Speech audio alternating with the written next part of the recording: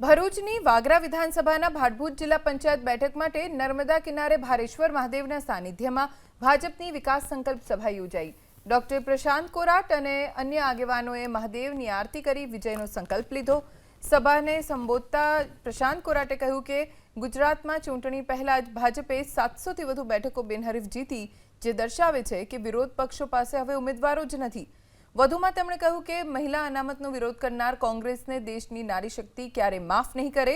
આ સંમેલનમાં પૂર્વ મંત્રી ઈશ્વરસિંહ પટેલ, ધારાસભ્ય અરુણસિંહ રાણા સહિતના દિગ્ગજ નેતાઓ અને વિશાળ જનમેદની ઉપસ્થિત રહી।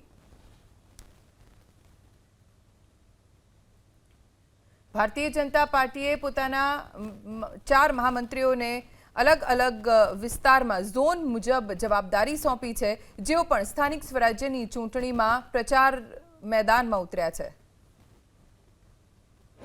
અને ગુજરાતના લોકોએ છેલ્લા 30 વર્ષથી ભારતીય જનતા પાર્ટીને પ્રેમ આપ્યો છે, મત આપ્યા છે અને સામે સરકારે પણ લોકોને સરકારની યોજનાનો લાભ પહોંચે, છેવાડાના લોકો, ગરીબ લોકો, પછાત લોકો બધા સુધી સરકારની મહત્તમ યોજનાનો લાભ પહોંચે પ્રકારની વ્યવસ્થા ઊભી કરી।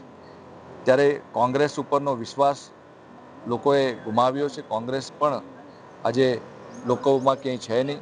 ભારતીય જનતા પાર્ટીના ઉમેદવારો પર વિશ્વાસ છે, અમારા શ્રેષ્ઠ નેતૃત્વ ઉપર વિશ્વાસ છે અને જે રીતે પરમ દિવસે એક ગુજરાત કેન્દ્રની અંદર જે ઘટના બની છે, દેશની અંદર દેશના યશસ્વી પ્રધાનમંત્રીએ જ્યારે મહિલાઓને સન્માન આપવાનું જે કામ કર્યું છે, નારી શક્તિ વંદન અધિનિયમ જે બિલ પસાર થઈ ગયું છે, એમાં સંશોધન કરીને 2029ની અંદર લોકસભાની અંદર 33% અનામત બહેનોને એ પ્રકારે સંશોધિત બિલ હતું, એ કોંગ્રેસે પારિત ન થવા દીધું। ત્યારે ગુજરાત અને દેશની મહિલાઓ ક્યારેય કોંગ્રેસને માફ નહીં કરે।